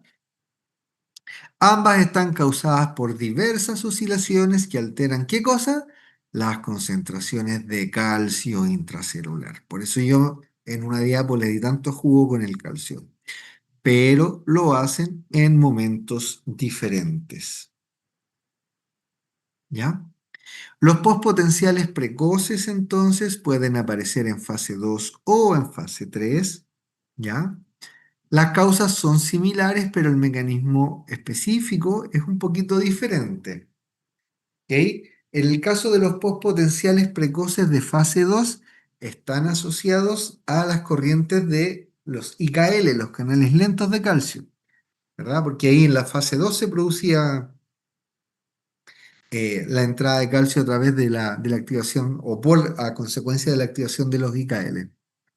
En cambio, en los de fase 3 se produce por baja actividad de canales de potasio, ¿ya?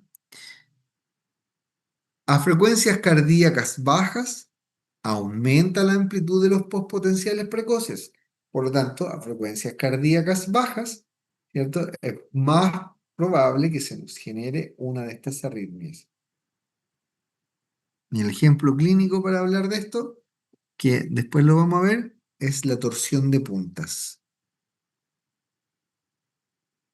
Cuéntenme, ¿tuvieron clases de arritmias en medicina interna o todavía no? Sí, profe, incluso igual mencionamos la torsades de puentes. El torso de puntas. Muy bien, muy bien. Sí, pues reforma la torsión de punta. Ahí también la vamos a nombrar. Y la Javi, ¿y esa la nombraron en qué contexto?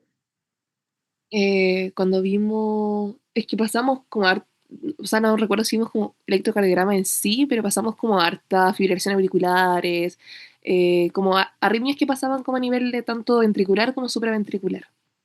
Ya, ya. Ah, pero no la vieron así como asociada a una condición específica, Hoy no recuerdo, profe. Es que tengo, ¿no? me acuerdo que lo estudié para el examen final, pero no me acuerdo a qué estaba asociado, pero me acuerdo que estaba asociado a algo, pero no recuerdo muy bien. Le mentiría si le digo que me Ah, pero acuerdo. espérate un poco, Javi. ¿Pero eso lo vieron en semio o en medicina interna? No, no, profe, en semio, el semestre pasado.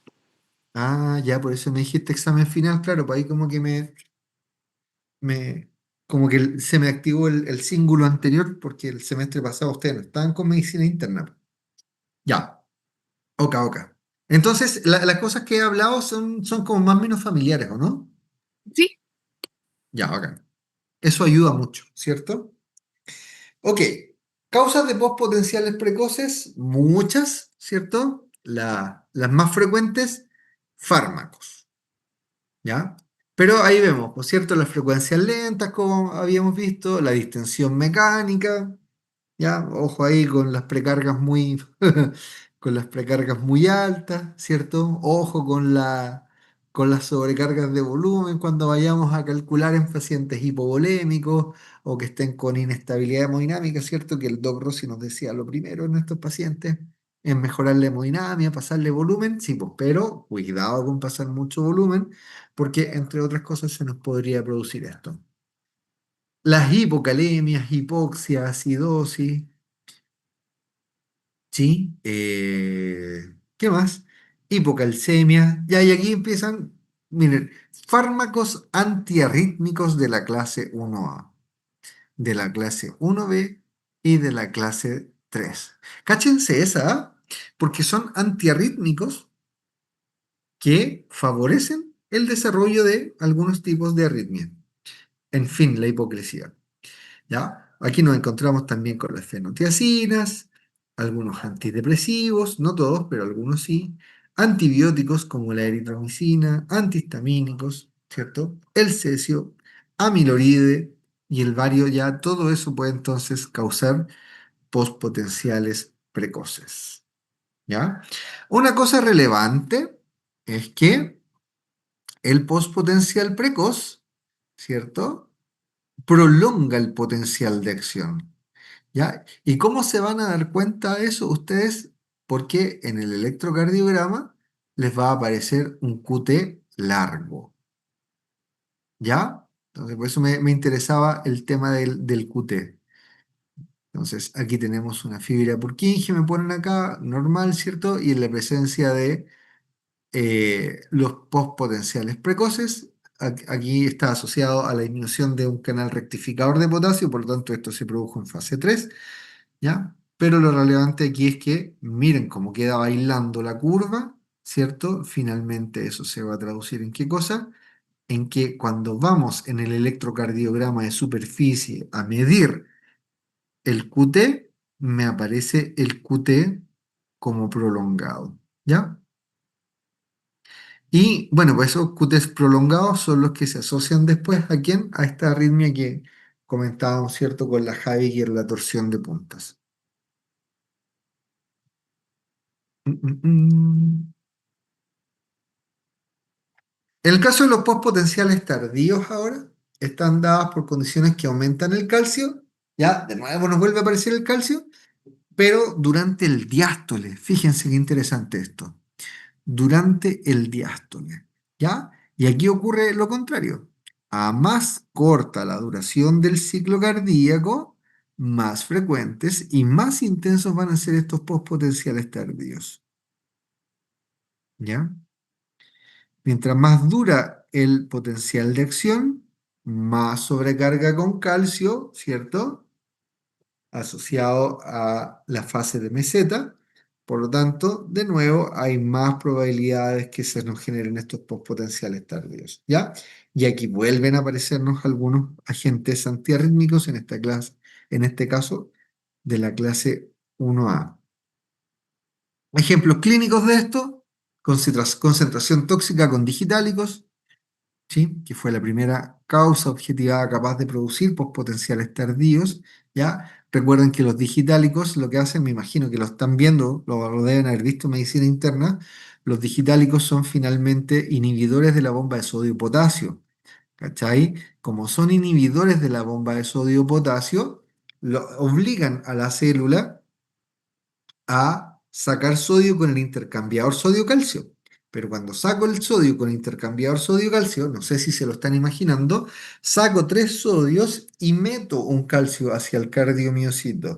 Ese calcio que meto hacia el cardiomiocito eventualmente puede favorecer liberación de calcio por parte del RIR, ¿cierto? Y ahí entonces se nos van a producir los cambios en el potencial de membrana y eventualmente eso también se podría traducir en una taquicardia.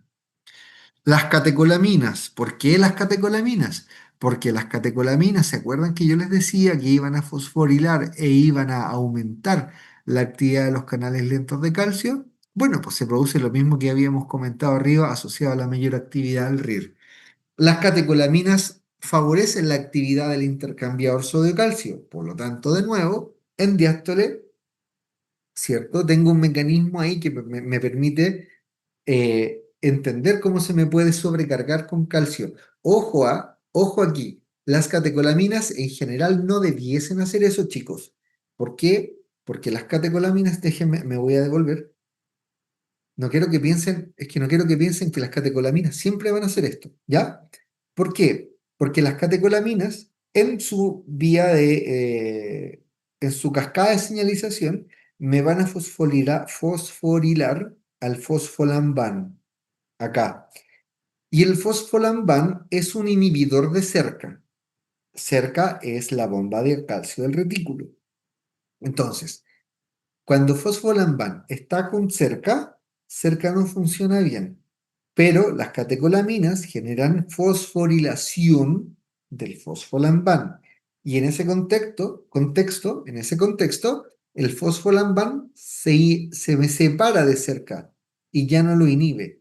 Y cerca puede trabajar más. ¿Ok? Por lo tanto, mete más calcio o mete calcio más rápidamente al retículo. ¿Qué es lo que les estoy queriendo decir con esto?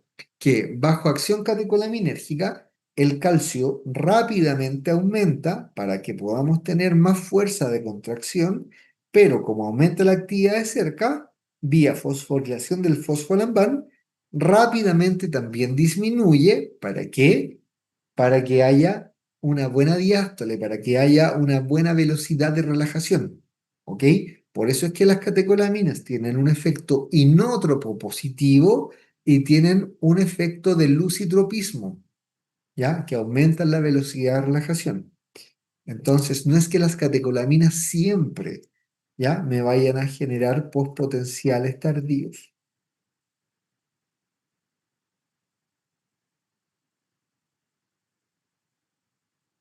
¿Ya? Pero eventualmente lo podrían hacer, ¿ya? Y en ese caso, obviamente, tal como yo les decía, va a estar mediado por la fosforilación y el aumento de la actividad de los canales lentos y por la mayor actividad del intercambiador sodio-calcio. En periodos de isquemia y reperfusión, ¿por qué? Porque en periodos de isquemia y reperfusión se me sobrecarga la célula ¿con qué? Con calcio, ¿cachai? Entonces, si se me sobrecarga la célula con calcio, eh, se puede producir de nuevo el mismo fenómeno, ¿ya? Entonces, esto es lo que nos podría ayudar a entender, por ejemplo, los ritmos ventriculares acelerados en pacientes que están haciendo cardiopatía isquémica, ¿ok? Y de la misma manera, una mala función del retículo sarcoplásmico me podría llevar a sobrecarga con calcio en ciertas condiciones, ¿ya? Esto puede ocurrir, por ejemplo, en mutaciones en el receptor de rianodina, es lo más común, ¿ya? En la siguiente diapo les muestro otra posible causa, pero lo más común aquí tiene que ver con mutaciones del RIR. Y estas mutaciones del RIR2 se traducen en una arritmia específica que se conoce como la taquicardia ventricular polimorfa catecolaminérgica. ¿Se las nombraron esas, Javi, en serio? ¿O cuál es, profe? ¿Me la repite? ¿La taquicardia ventricular polimorfa catecolaminérgica? No, esa no la he escuchado. ¿No? Ya, no se fueron tan en la bola, ¿ya? Pero como modelo es muy bonito, como modelo es muy, muy bonito. Oye, eso, son las 7. ¿Les parece que quedemos hasta aquí para no abusar tanto de vuestro cerebro? Sí, profe. ¿Sí? Y Estuvo avanzamos buena. igual su buen Sí. poco. Avanzamos su buen poco y entonces el resto lo terminamos el sábado para que no sea tan injuriante. ¿Sí? ¿Está de acuerdo el resto de los compañeros o no? Maravilloso, me dice la Graciela. Ya, pues. Entonces, Le gusta tirar bracitos, deditos, de tanto. sí. Mira, lo bueno es Ya. que estamos Doc, terminando ¿algo con que luz comentar hasta este punto? aquí en Santiago. Lo bueno es que estamos terminando con luz, porque era bien patético cuando terminamos a oscura las Ah, clases. sí. Sí.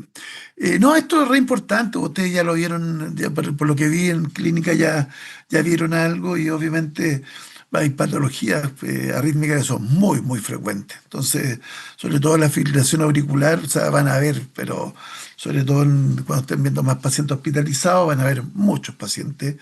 Y hay cosas que son graves de la arritmia, pero también cosas que son complicaciones de la arritmia. Claro, Entonces, son factores de eh, riesgo para otras cosas. para Lo otras veíamos, cosas que ¿cierto? ¿Se son acuerdan en la clase de accidente vascular encefálico? uno de los factores de riesgo más grandes para accidentes vasculares son la fibrilación auricular. Entonces, es importante entenderla y obviamente es un tema que a veces hay harto cambio. O sea, no es una cosa que esté muy estática, como otras cosas en fisiopatología que tienden a Mm. ser un poco estáticas, esto es dinámico. Han cambiado paradigmas hace algún tiempo, hace poco tiempo. Eso, Eso. eso. Gracias, Doc, por sus No, palabras de nada, pero llenas de conocimiento y sabiduría. Ya, Ya, gente, estaríamos dudas, entonces. preguntas, consultas. ¿Todos de acuerdo? ¿Todos de acuerdo? Estamos listos, parece. Estamos listos, parece. Yo creo que quedamos los dos nomás, Doc. Sí, parece que llegamos los dos, ¿no? No, sí, hay 12 más. Hay 12 más. Pero sí. Tiran Ya. tirando. Gente, que Ay, tengan una muy buena semana. Gusto en verlo, y gusto nos en veríamos compartir con ustedes. Doc Rossi, el muchas sábado nos gracias como veríamos. siempre por su compañía. Nos vemos el sábado a las 8:45. Sí. Chao, profe, nos Chao, vemos. chao, que estén bien. Chao, que estén muy Cuídense, que estén bien. Chao, bien. profe. Chao, chao. Saludos a sus familias. ¿Algo, Sí, algún pro? sí, sí, te los voy a mandar. Ya, ya, ya, no te los quería mandar antes de la clase y no lo hice, pues. Te los mando, yo creo que en un ratito, ¿ya? Pero hoy van a estar sí, sí. Isa, escúcheme.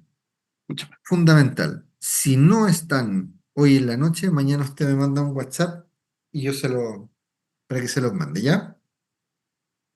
Dale, cuídate mucho. Chao, don Rosy, que esté muy bien, nos vemos. Chao, chao, cuídense, que estén bien. Chao, chao.